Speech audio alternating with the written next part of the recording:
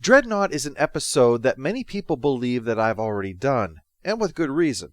In the first year I was going through this stuff with Seska, and when I got to the arc of 4 episodes involving Michael Jonas, rather than getting caught in the weeds doing all 4 when that had little to do with the Seska story, I did a video that offered a condensed review of the 4 episodes so we could get that out of the way.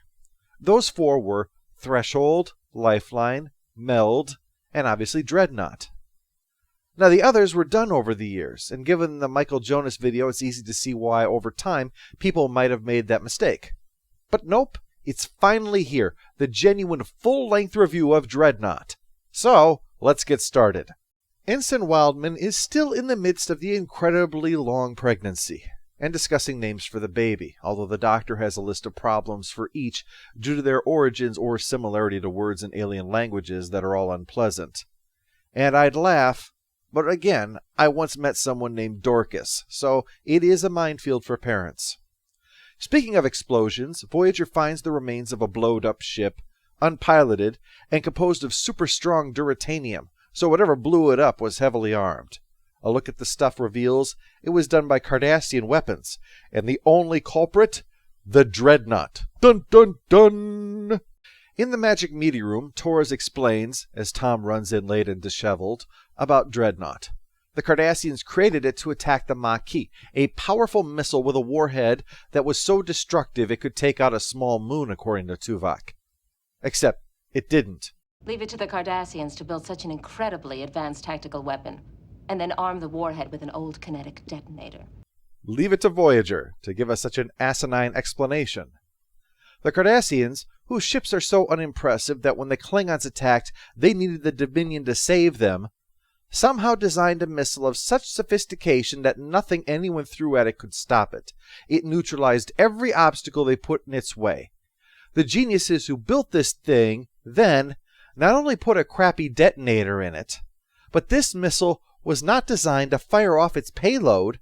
It was made to blow up delivering its payload.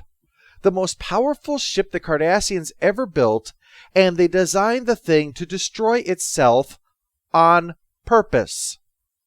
We know this because the Maquis only got their hands on it because after the bomb was supposed to go off, Dreadnought just sat there doing nothing. Whereas if it was intended to survive, it would have been instructed to do something other than sit there and pick its nose. Sadly, Voyager once again has thought things out as thoroughly as naming your kid Dorcas. Anyway, the Maquis completely reprogrammed the missile and sent it to attack the Cardassians. But when it went into the Badlands, it got snagged by the caretaker, presumably, and brought out here. They'll have to track it down before the next ship it blows up has someone on board who will complain about that. So Paris is told to help Torres, but not before Chakotay gives him a reprimand for his tardiness and slovenliness and any other ness he can think of. Truthfulness is not one of them, though. He covered up that this Dreadnought project wasn't a Maquis idea, it was Torres alone who chose to do it all. You might be surprised to learn that she wasn't always the picture of restraint that you know. She used to be rather impulsive, hard as it might be to imagine, once you remove the foam around her mouth. After a bit of searching, they find Dreadnought, although much like Tom, it's being a bit evasive right now. Once they finally manage to get a grip on where it is, they discover that it's heading towards the system, with several populated worlds there, and has activated its "I am Shiva, Destroyer of Worlds" protocol. They're worried, naturally, but what they should be worried about is Michael Jonas calling up the Kazon about it, pointing out how powerful an asset it would be for them. And could he just talk to Seska instead of constantly being given the runaround and knowing nothing? Though I suppose that when one is a mole, it's appropriate to be kept in the dark. So Janeway calls up the locals who are now the target of Dreadnought, and they're suspicious of her. The Kazon have been spreading stories about Voyager that are rather unflattering, and now they're showing up here saying, "There's a super powerful Uber missile heading right for you, and I'm just not sure I can stop it."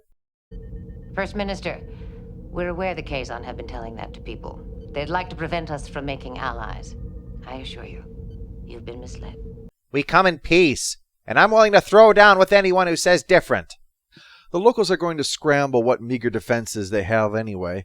They're a planet of mostly pacifists, just to make the horror of nuking them all the worse.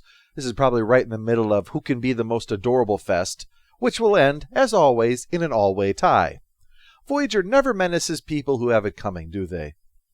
To prevent this apocalypse, Torres is permitted, thanks to her codes, to beam over, and a DNA scan confirms that it's her.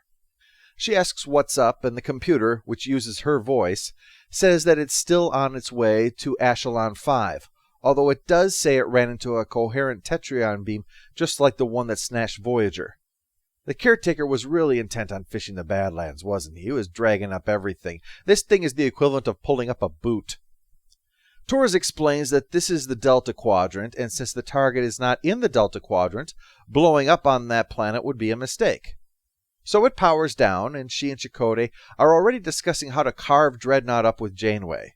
Yep, incredibly powerful, totally unstoppable spaceship, and rather than saying, let's remove the warhead and use this as an escort vessel, their first thought is, let's literally turn it into spare parts. Why is the first thought of everyone who gets their hands on this thing to figure out a way to destroy it forever? The plan is foiled anyway when Dreadnought takes off again, and it's tough. It has scanned Voyager's weapons and adapted its shields thanks to Torres' original programming. Boy, if only Torres was our engineer so that she could do the same with our shields. When the attack fails, Dreadnought hails them and tries to explain that it's on an important Maquis mission. Please stop interfering in the fiery death it's trying to deliver.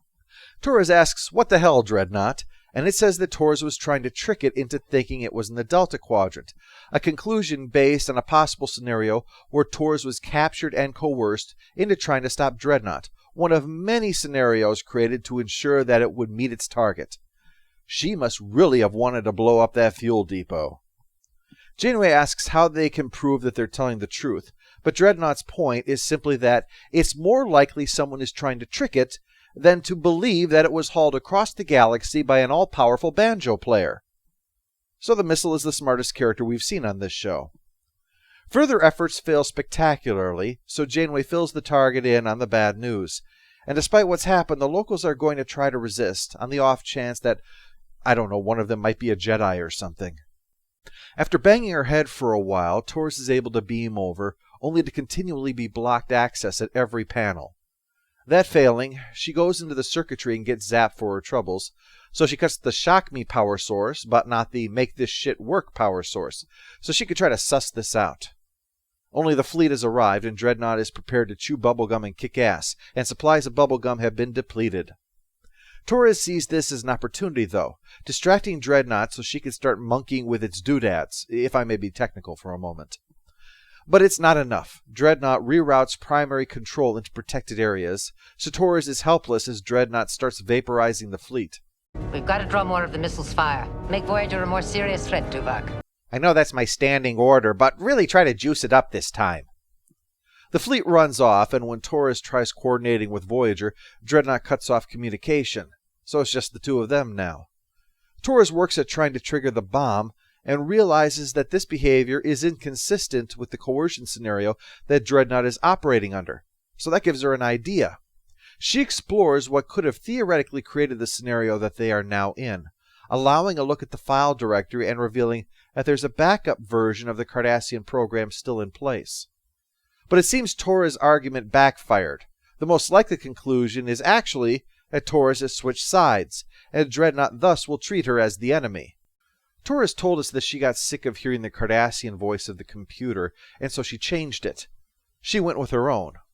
But why not someone else's? It certainly could have been convenience, but most of us are actually confused when we hear our own voices if we don't hear them often enough. It took me a few months of doing this show to get used to the sound of my own voice. But in this case, narratively, giving Dreadnought the voice of Torres is essential, because what Torres is fighting against here is herself. Her past self, the Maquis that came aboard looking almost like an animal the way she behaved. Dreadnought is nothing more than what the Maquis zealot made it to be. It's a frozen moment of herself that the person she is now can only see with horror. The Torres that will kill this turncoat for daring to turn her back on the cause. You could argue that this is a case of the oblivious computer, and perhaps literally it is, but symbolically, it's Torres' own bottomless rage refusing to see reason.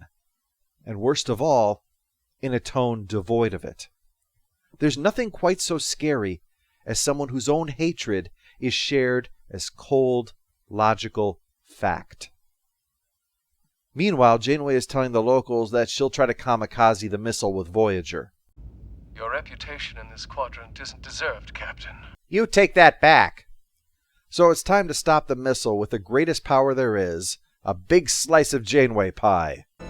Computer, initiate the self-destruct sequence.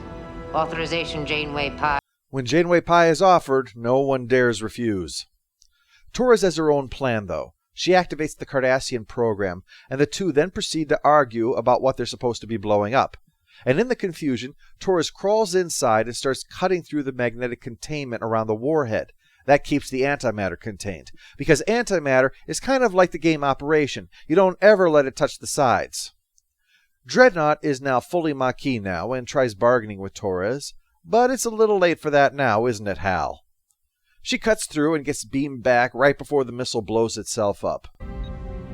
Mr. Tuvok, prepare to retrieve our escape pods. Let's bring our crew home. Aye, Captain. Oh, and get the hell out of my chair! Post-episode follow-up. Neelix had only one line in this episode. That's 2 lines too many. We have a Janeway pie for the attempt to self-destruct Voyager. In the 10 years since I did the Michael Jonas video, I've changed my mind. So the final score for Dreadnought is now 6 out of 10. While it conforms to the Torres trifecta of either fix something, be pissed off, or screw somebody, at least that fix something has more character to it than I had previously considered. We all have likely had something come out of the past that we hoped we'd never see again, so it sure had to be a rough moment to know that there was a ship from her past out there. I think the only thing more surprising than that would have to be, well, a ship from the future.